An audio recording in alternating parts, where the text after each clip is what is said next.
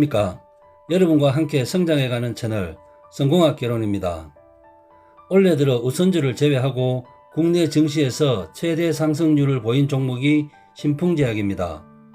신풍제약은 올해 1월 초 7,000원 하던 주가가 9월 2일 최고가 16만 3천원을 찍었고 2200% 주가가 상승했습니다. 올라도 너무 올랐습니다. 2000% 이상 올라갈 이유가 있다면 좋겠는데 안개석을 헤매는 종목이라는 생각에 오늘 주제로 정했습니다.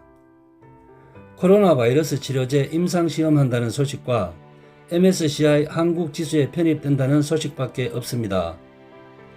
이것만으로 2000% 이상 오른다는 것은 미스터리고 이해가 되지 않는 부분입니다.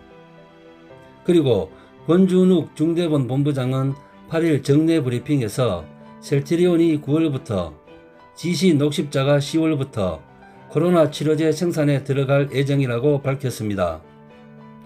GC 녹십자는 혈장치료제, 셀트리온은 항체치료제라고 합니다. 임상시험 중인 두 회사가 공급에 대비 미리 생산을 하고 효과가 입증되면 바로 공급할 계획으로 보입니다. 신풍제약의 임상시험과 MSCI 그리고 주가 상승에 가려진 주의할 점 3가지를 정리해 보겠습니다. 임상시험에 대해서 타사와 비교해서 알아보겠습니다. 첫 번째, 신풍제약은 말라리아 신약 피라맥스가 최근 남아프리카 공화국에서 임상 이상 승인을 받았다고 밝혔습니다.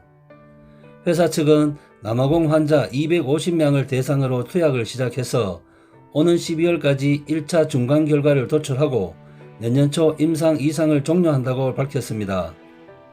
두 번째, 지난 5월 일양약품이 개발한 백혈병 치료신약 슈펙트가 국내 제약사 가운데 처음으로 코로나19 치료제 해외 임상 3상에 들어갔습니다.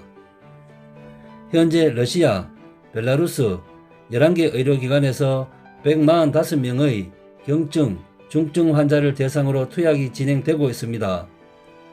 세 번째, 종군당도 러시아에서 급성췌장염 치료제 나파벨탄이 임상 이상 승인을 받아 현재 환자 모집 단계에 있습니다. 종군당은 중증 코로나 환자 100명을 대상으로 10일간 나파벨탄을 투여해 효과를 확인한다는 계획입니다.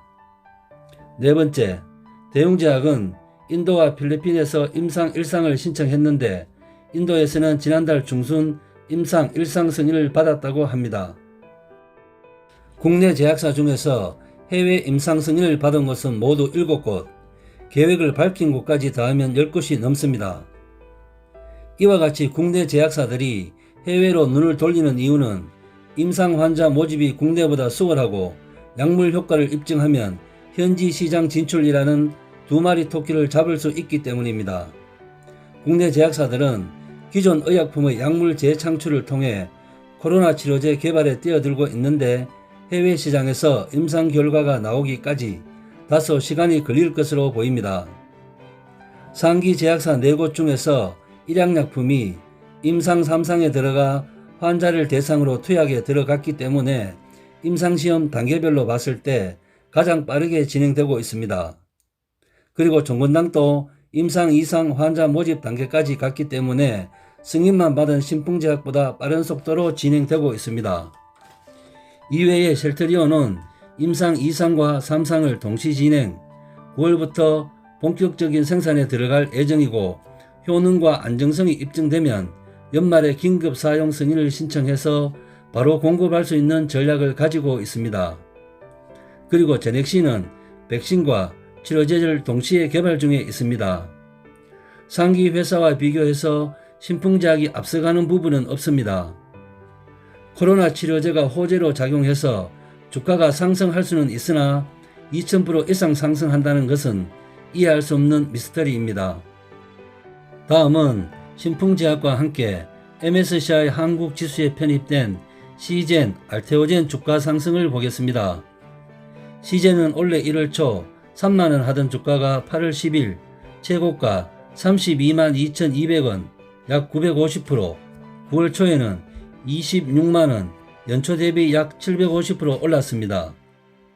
알테오젠은 1월 초 32,000원 하던 주가가 9월 2일 최고가 22만 8천원 612% 올랐습니다. 다음은 주가 상승에 가려진 부분 3가지를 살펴보겠습니다. 첫 번째, 신풍제약의 영업이익이 큰 폭으로 하락하고 있습니다. 2017년 90억원, 2018년 69억원, 2019년 19억원, 매년 큰 폭으로 줄어들고 있습니다. 참고로 알테오젠은 2017년 마이너스 61억, 2018년 마이너스 76억, 2019년 마이너스 22억, 3년 연속 적자를 이어오고 있습니다. 시제는 2017년 75억, 2018년 106억, 2019년 224억, 3사 중에서 시젠만 유일하게 영업이익이 오르고 있습니다. 두 번째, 신풍제약의 주가가 빠르게 상승하던 7월 S증권, H증권 등 다수의 증권사가 투자 검토를 하기 위해서 기업 탐방을 했는데 보고서는 한 건도 내지 않았다는 겁니다. 당시 신풍제약에 다녀온 한 전문가는 투자를 할 만한 이유를 찾지 못했기 때문에 보고서를 내지 않았다.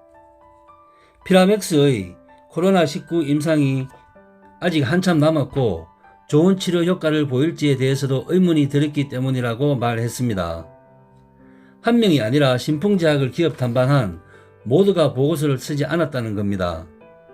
영업이익이 크게 떨어지고 있는데 투자를 해서 떨어졌다면 투자된 부분이 있기 때문에 주가 상승 원인으로 판단하고 보고서를 작성했을 가능성도 있습니다.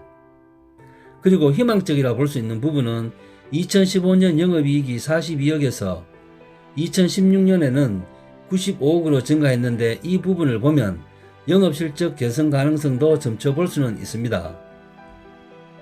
세 번째, 일반적인 경우 테마주가 폭등을 마치고 폭락하면 그 종목을 담고 있던 사람이 손해를 보는 것이 보통의 경우입니다. 그런데 신풍제약은 일반적인 경우를 벗어났다는 겁니다. 동사의 주가가 오르기 시작한 건 지난 6월 초부터 7월 23일까지 개인은 신풍제약을 순매수했고 개인끼리 매수와 매도를 반복하면서 주가는 약 460% 올랐습니다. 이 가격이 고점인 듯 보였고 이후 이틀 동안 신풍제약은 약 40% 하락했으나 반전이 나타납니다. 7월 말 신풍제약이 MSCI 한국 지수에 편입될 수 있다는 얘기가 나오기 시작합니다. 당시 신풍제약의 시가총액이 MSCI 한국 지수 편입 기준점으로 추정되는 4조 원을 넘었기 때문입니다. 그러자 외국인이 몰려오고 외국인은 7월 27일부터 최근까지 신풍제약을 쓸어 담았습니다. 외국인 매수세의 영향으로 주가는 다시 상승 반전을 합니다.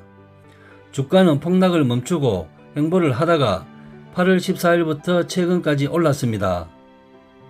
이때 개인은 7월 27일부터 최근까지 팔고 차익을 실현합니다. 한 증시 전문가는 일반적으로 테마주가 폭등을 마치고 폭락을 할 때는 그 종목을 담고 있는 사람이 피해를 보는데 이번에는 외국인이 주가를 떠받친 것이라고 말했습니다.